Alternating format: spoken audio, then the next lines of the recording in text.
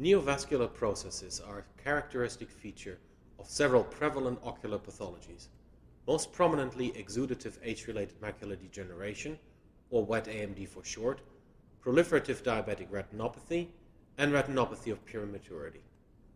Together, these disorders account for most instances of legal blindness worldwide and are associated with additional ocular complications, such as vitreous hemorrhage and neovascular glaucoma. However, despite their prevalence, therapeutic options for ocular neovascular disorders are limited.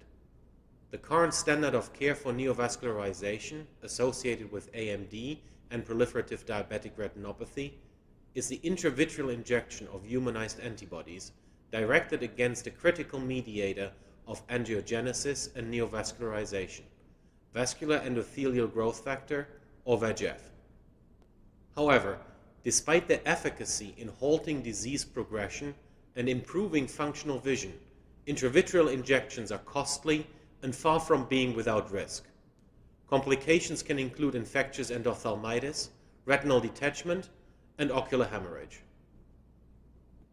Therefore, there is an urgent need for the development of novel treatment options that are efficacious, safe, and less costly.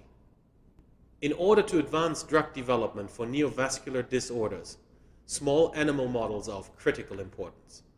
Such models need to be reproducible, have established and validated readouts and endpoints, and ideally use a clinically relevant reference compound to serve as positive control. In this protocol, we will